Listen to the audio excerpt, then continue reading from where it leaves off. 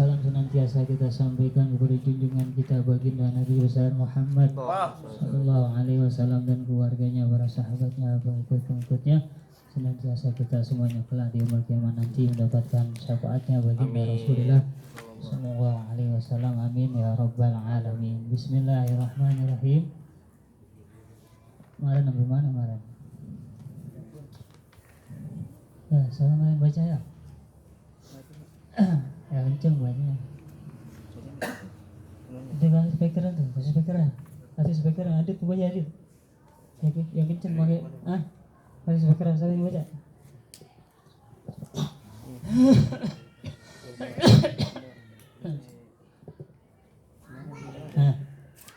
Baca itu tuh. Siapa? Mi, baca Mi, ini. Ini.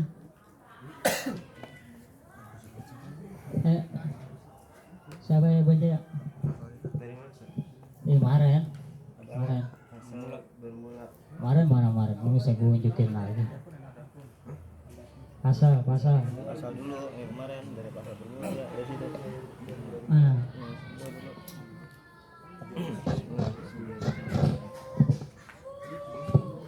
Pasal bermula artinya Bismillahirrahmanirrahim. Pasal bermula artinya Islam, yaitu menerima lagi menjunjung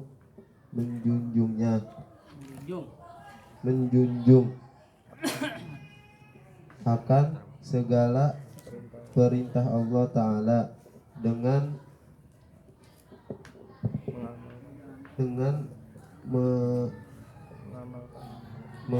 mengamalkan segala rukun-rukunnya. Bermula rukun Islam 5 perkara. Pertama-tama mengucap 2 kalimat syahadat dengan mengerti makna keduanya yang telah tersebut di kitab Sifat 20. Kedua, mendirikan sembahyang 5 waktu. Ketiga, memberi zakat jika ada hartanya yang diwajibkan zakat atasnya. Keempat, puasa bulan Ramadan. Kelima, pergi haji jika mampu pergi adanya. Yang lain wallahu a'lam bishawab. Kalau habis baca ilmu ya, kalau baca Quran sadaqallahul azim. Kalau baca ilmu wallahu a'lam bishawab. Yang lain siapa?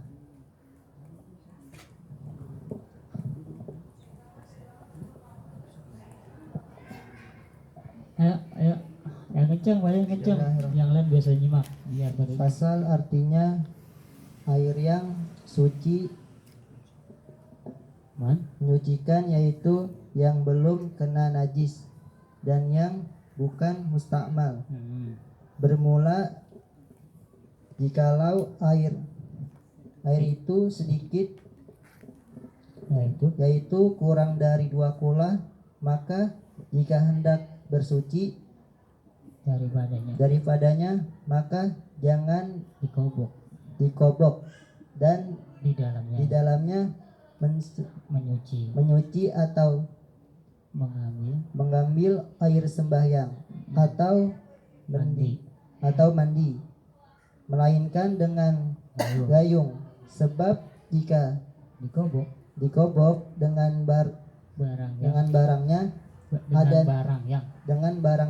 ada najisnya ke dalam air itu, niscaya air itu menjadi najis, sekalipun tiada berubah rupanya atau rasanya atau baunya.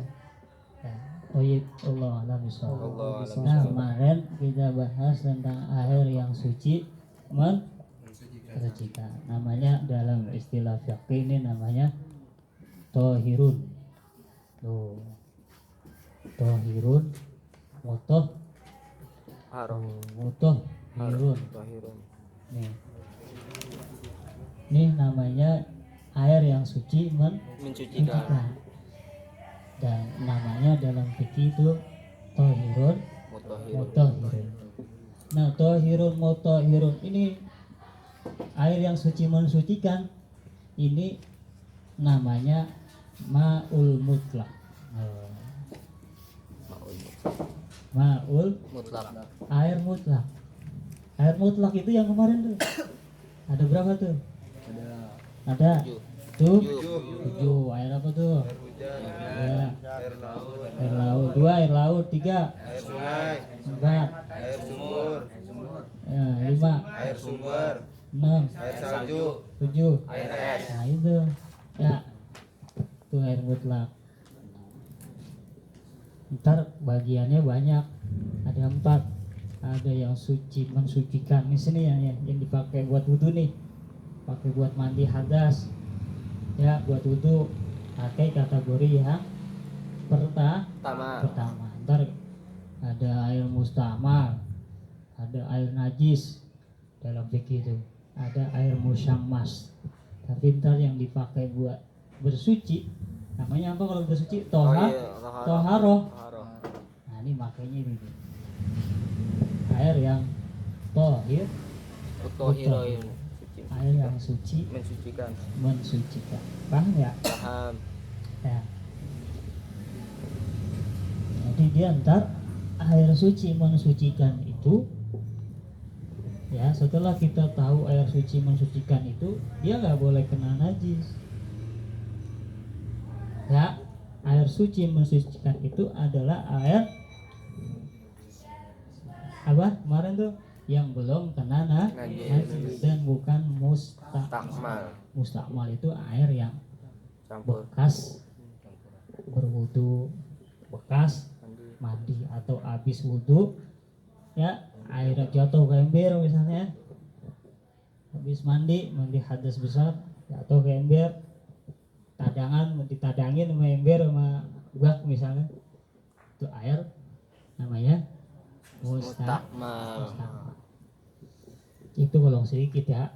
Kalau ente mandinya di laut nggak ngaruh ya, mandinya di empang kan banyak ya. Ya, kalau mandinya di ember ya jadi pengaruh, bang ya. Kalau di keran mah aja, ente pancoran ya, nggak ngaruh ya, bang ya. Mustakmal daerah sedikit.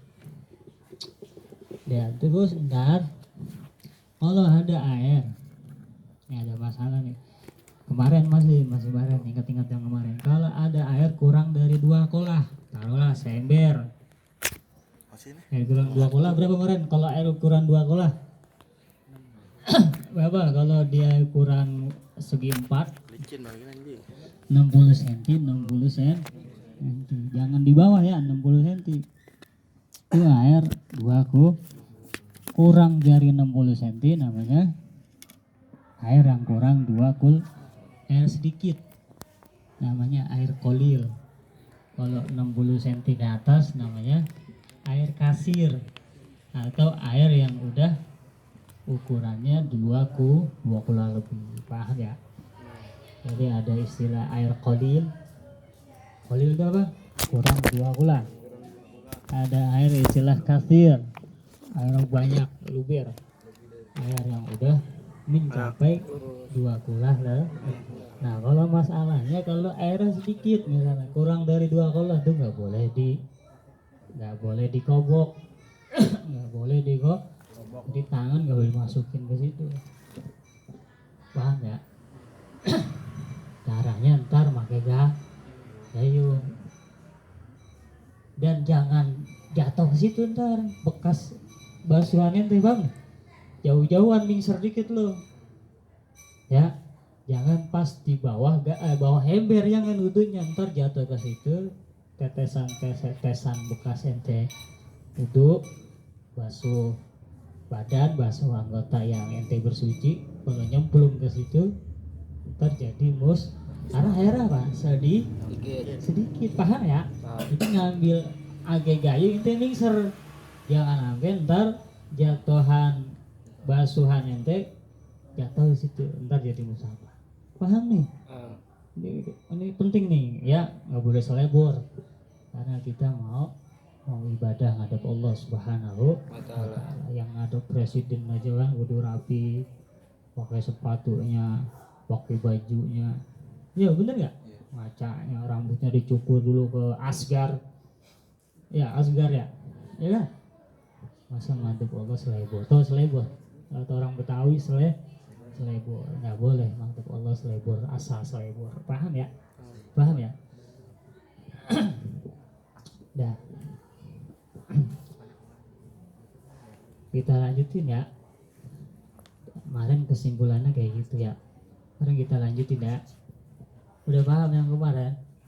Nah, udah kita lanjutin. Bismillahirrahmanirrahim. Bismillahirrahmanirrahim. Adapun jika dimasukkan tangan di dalam air itu oleh yang mengambil air sembahyang sesudahnya membasuh mukanya dengan tiada niat membasuh tangannya di luar tempat air itu, niscaya jadilah air itu mustakmal. Ini bahannya nih. Ini masih ada hubungan yang kemarin. Ya, masih ada hubungan dengan air yang sedikit. Kemarin kalau air yang sedikit jangan dikobok. Kalau mau wudhu nggak boleh dikobok, paham ya? Terus kalau dia masukkan tangannya dimasukin nih, mau wudhu nih, padahal airnya sedikit, sember lah, paham ya? Sember itu kan kurang lebih 2 olah ya, paham ya? Terus jika dimasukkan tangan di dalam air itu oleh orang yang mengambil air sembahyang sesudahnya membasuh mukanya, itu kan dia kalau wudhu sember nih misalnya ya, ente basuh muka karena muka ini rukun yang pertama dalam perbuatan berwudu ya kan? Kumpul sunnah ya, basuh air ke hidung sunnah. Jadi ketika ente masukin air untuk basuh muka itu belum mustakmal karena basuhan pertama. Nah ntar habis muka apa? Tangan. Nah baru nih kalau dia habis basuh muka lagi wudhu ya, habis basuh muka kan belum mustakmal tuh ya, lalu dia masukin tangannya habis basuh muka.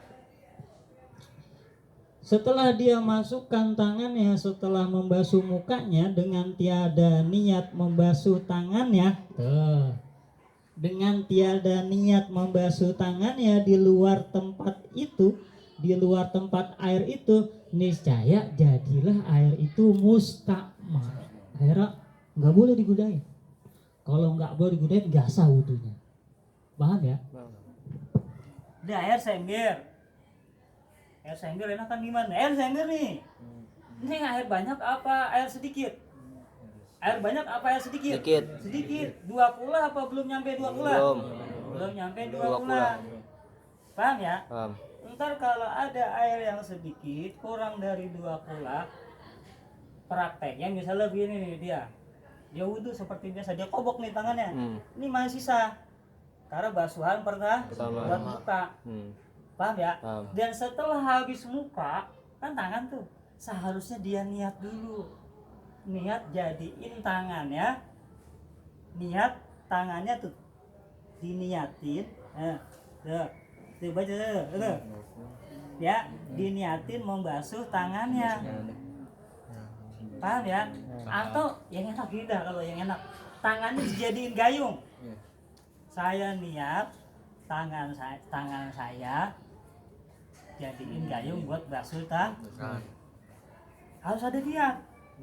Kalau kagak diniat dengan masukin aja, paham ya? Karena ini air di tangannya udah basah, habis basuh muka, nyampur ke air yang sedikit, jadilah tuh air yang sedikit musta. Kalau mau kagak musta mal di tangan dia jadi dia niatin. Iya, jadi gayung. Jadi gayung. Atau niatin apa tuh? Ya, membasuh tangannya di luar tempat itu. Di luar tempat itu. Jangan udah masuk. Jangan sebelum masuk, sebelum tangan tuh nyelam ke air, dia niatin dulu, niatin gayung. Itu ntar tangan yang masuk ke air yang sedikit itu air nggak jadi Mustakmal. karena dia niatin. Kalau nggak dia niatin, paham ya? Paham. Kalau pas basuh mukanya mah enggak, karena masih basuhan pertama itu kan nggak ada bekas-bekas ya, dia masih kering ya. Paham ya? Paham. Jadilah tuh air mustakmal. Jadi kalau dia niatin, dibalik nih sekarang, ini kan nggak niat nih. Kenapa jadi mustakmal? Karena tadi dia nggak niat membasuh tangannya di luar tempat itu. Sekarang dibalik, jadilah tuh air mustakmal. Andai kata dia niatin membasuh tangannya di luar tempat itu, dia niatin nih ketika mau masukin air, mau ya, bukan setelah, dia niatin tangannya untuk membasuh kedua tangannya. Paham ya? Dia niatin ya, saya niatin tangan saya untuk ngambil air itu jadi ciduk buat basuh kedua tangan. Jadilah nih tangan nggak mustakmal karena udah diniatin. Kalau nggak diniatin itu air otomatis jadi mustakmal. Paham ya? Paham. Jadi ntar solusinya begitu. Dan kita baca lagi. Bismillahirrahmanirrahim. Bismillahirrahmanirrahim. Adapun Jikalau air air yang banyak yaitu sekedar beratnya 305 kati yaitu yang dikata dua kula maka tiada menjadi suatu apa jika dikobok di dalamnya. Ya. Sekarang airnya banyak. Kalau di sini udah mencapai beratnya 305 kati. Ini kan ukuran zaman dulu, kita nggak paham kati-kati, mainnya kati-kati.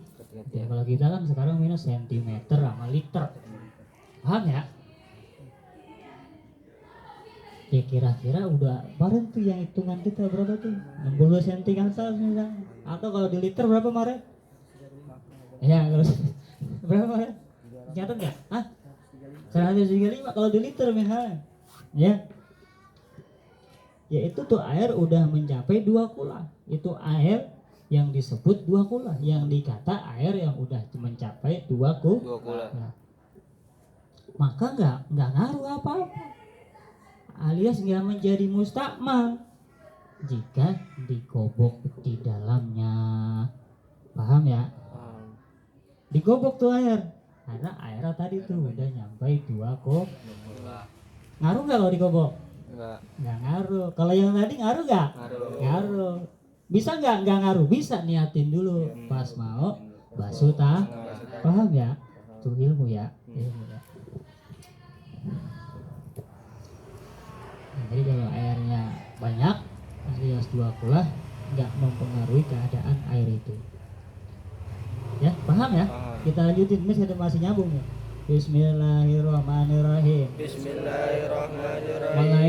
Melainkan jika berubah air itu dengan najis maka jadilah air itu najis.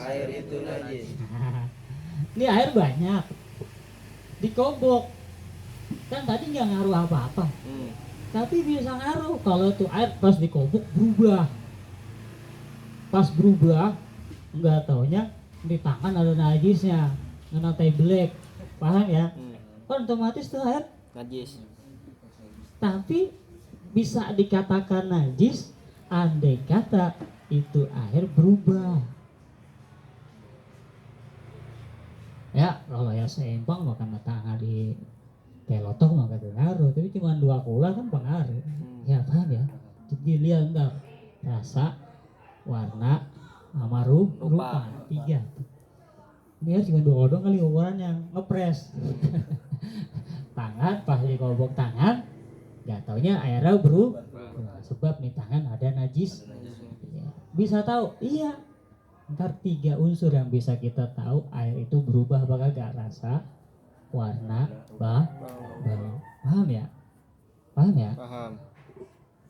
Maka itu air jadilah air itu Najis. najis. Walaupun airnya tadi Banyak. nyambung ya.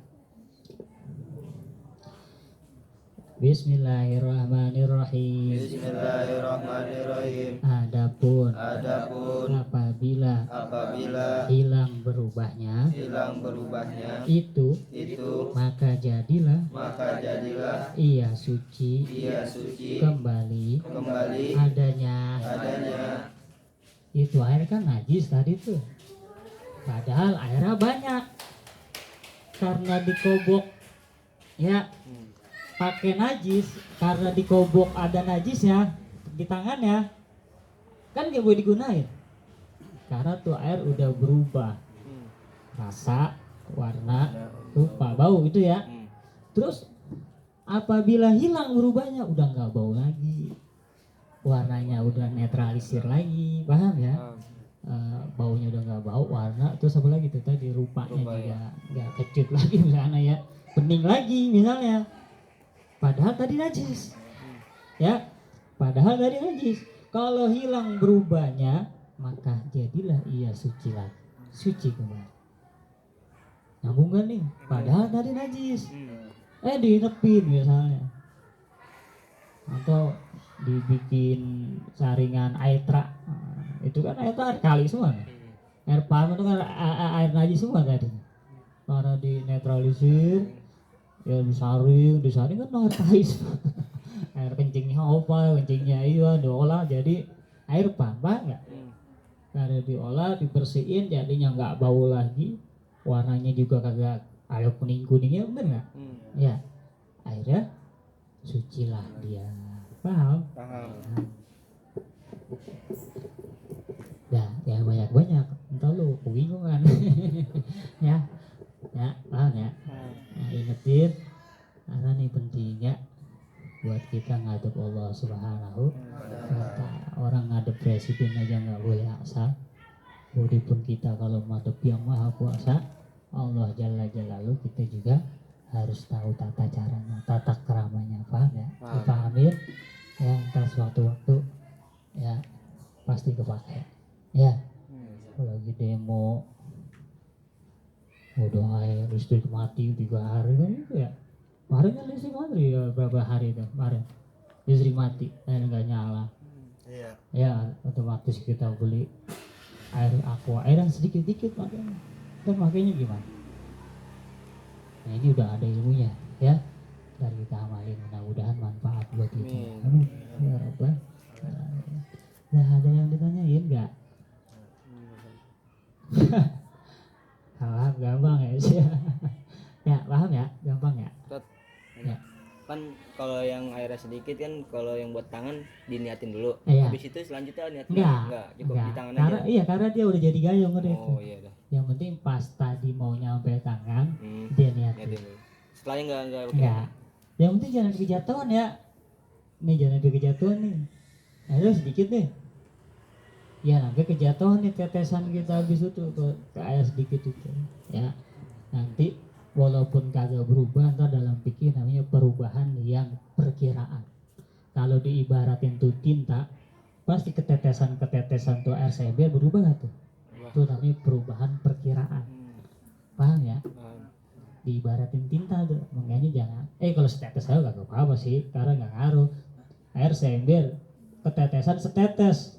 Tinta misalnya tinta hitam, akhirnya masih tetap aneh ya, nggak terlalu pudar ya. Tapi kalau tetesannya banyak kan bisa jadi mustahil. Paham ya? Paham. Jadi pas dia basuh tangan atau tadi pakai gayungnya tadi. Kalau mau tangan yang nggak dikobok, ya pakai gayung enaknya. Pakai gayung, Ya, jadi nggak usah niat kalau pakai gayung mah ya, Oh, iya. karena dia kan udah Ada alatnya. ada gayung. Jadi kalau ini misalnya nggak ada gayung, ya gimana solusinya? Ini tangan diniatin jadi gayung. Ya paham ya? Paham. Kalau ada gayung, pakai gayung aja ya. Paham? Dah, mudah-mudahan aman. Ada lagi nggak? Dah. Ya. Ahlaknya gimana ahlaknya?